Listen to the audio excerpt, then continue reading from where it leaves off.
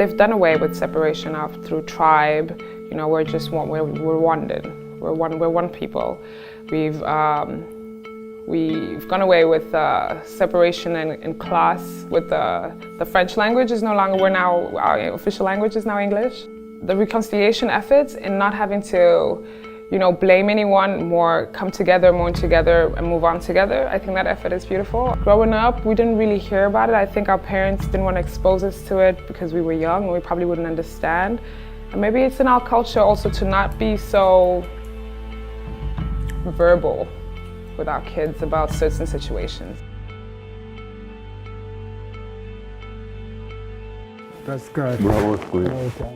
Their embrace is warm and heartfelt. Pascal and Jean Bosco have known each other since they were in school, well over half a century ago.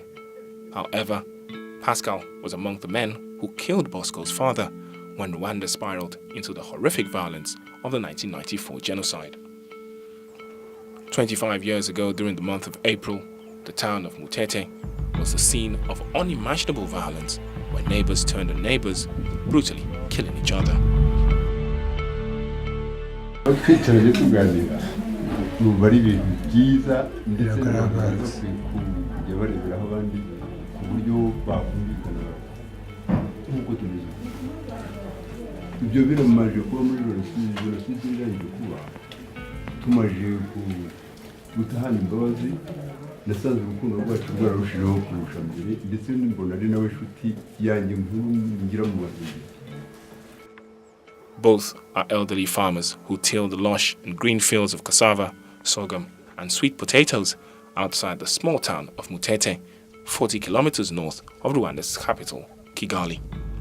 But the journey to forgiveness was far from easy for Jean Bosco, whose father was killed by his now dear friend. Today, the two men chat with brotherly smiles after prayers in their local church. Kuko intambara ikirangira umuntu yumvaga atagira undi muntu wongera gusangira nawe kuvugana nawe bitewe n'ibyakozwe nawe marorerwa, ariko buhoro buhoro umuntu agenda atera intambwe aganira n'abandi dusenga dutekereza n'ari amasengesho tuvuga za dawe mu ijuru tubabarira n'ibyaha. According to the United Nations, more than 1,000 residents of the town were massacred in the days following the outbreak of inter-ethnic violence, a genocide in which over 800,000 mostly Tutsi people were slaughtered between April to July of 1994. Bosco survived the massacre but lost his wife and 4 of his 6 children, who were all killed by the gangs. His father fled to the forest where he would often take their cattle to graze. Pascal was part of the gang that found and killed him there. Byari biduteye isoni ukagira n'ipfuno ryo kurebana n'umuntu wahemukiye kandi mwarasangiraga aburiya bose kutwariganye ukibaza uti ese koko kugira ngo mbe narabaye umwe mu bishe se si ikibazo kandi ntacyo twapfaga. Ibyo bintu byabaje kututonda cyane. Pascal said he at first tried to protect his friend's father, but the militia gave him a stark choice. He said either he give up the man to be killed or be killed himself. Pascal spent 18 years in prison between 1998 and 2016 after being sentenced by the People's Court. While Pascal was in jail, he heard that people in the village were still treating his wife Rose with respect despite the crimes he had committed.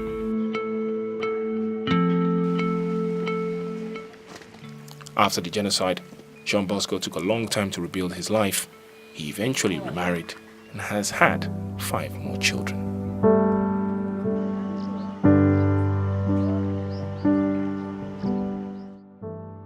I feel like being from Rwanda and being on ground and having to go to all these places and hearing these stories, it really touches you that you have relatives that have gone through this.